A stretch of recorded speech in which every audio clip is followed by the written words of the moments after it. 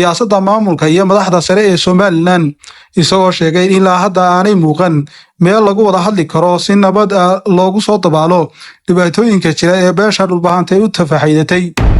shirkan jaraa'id macnihiisu wuxuu yahay inaan kaga hadlo dhowr qodob. waxa ugu horeeya arrinta shirkii ceelbu ee ka hadlayay qodobaduna ka soo baxeen arrinta ceergaabana ka hadlayay. shirka iyo anigoo ixtiraam badan u haya ragga meesha shirka hogaaminayay suldaanku ha ugu horeeyo nabadayn fara badanna aanu ka soo wada shaqaynay waxaan u arkaa arrinkaasi inaanu ahayn arrin saxa. arrin wanaagsani kama soo bixin kii laga filayayna kama soo bixin. quruuni hadday isu timaadana dee intay tashato waxaan xaqiiq ahayn ku tashato dhaleecaynta intaa leeg ee ka soo baxday ee ahayd qodobka saddexaad ee ahaa isaaq ayaa buriyey 1993 heshiiskii lagu galay ceerigaabo bishii 11keedii isaaq baa buriyey. arrinkaasi dembi yar maaha hadduu jiro. waxaan doonayaa inaan ka hadlo beelaha warsangeli waa beelo aanu walaalanahay nabadana wax badan qayb ka soo qaatay. colaadii eedheedhkii anigu raggii ganacsatadii magaalada joogaan ahaa aniga rag aan maanta noolayn badankoodii ganacsigii isaaq oo dhami wuxuu yaalay berigaa berberi way naga xidhnayd ceerigaabuu yaalay ilaa maydh. xoolihii ceerigaabada yaalay ee bakhaaradoo dhan buuxiyey waa la biliilaqaystay. beesha warsangeli lixaad weyn bay ku lahayd biliilqada. Somaliland oo dhan min Hargeysa ilaa Burco ilaa Berbera sidaan ognahay majority-gu laascaanood buu galay waana la dhacay xoolahaas. waxaan u malaynayaa annagoo weli ka hadlayna lama arag.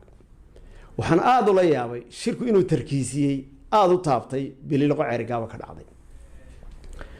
anigu waxaan leeyahay horta qodobka haddaan ka jawaabo shirka in colaadda uu sheegayo colaadda ceerigaabo ka dhacday waxay colaad laga soo abaabulay laascaanood qorshaysan.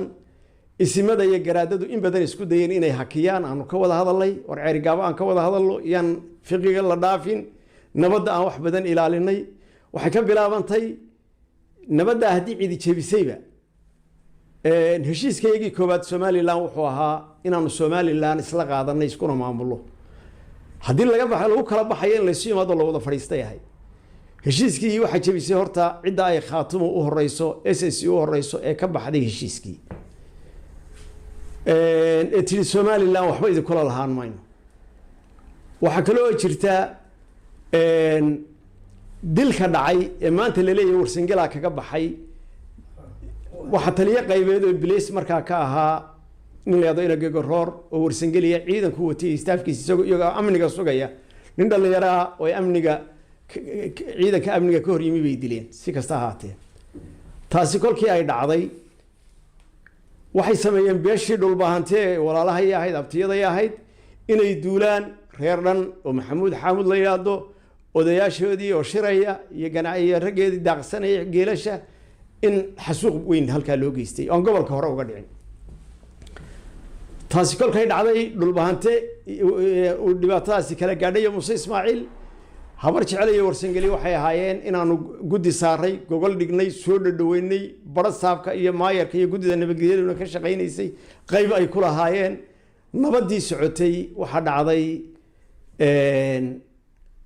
qolada Muuse Ismaaciil laftooda waxay sameeyeen aarsi bay magaalada rag u soo galeen raggii odayaasha laga laayay.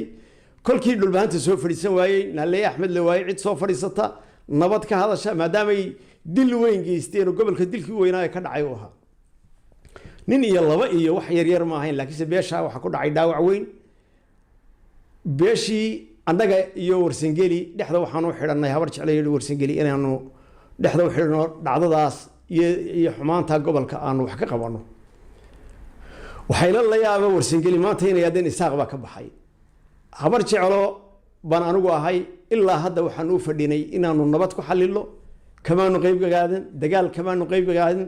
warsangeli inamadii dhulbahante ee jamaahiirta sheeganayay ee soo galay Hargeysa ee ceerigaabo kolkay xalil kari waayeen magaalada waxa loo soo daayay calankay doonaan bay ka taageen.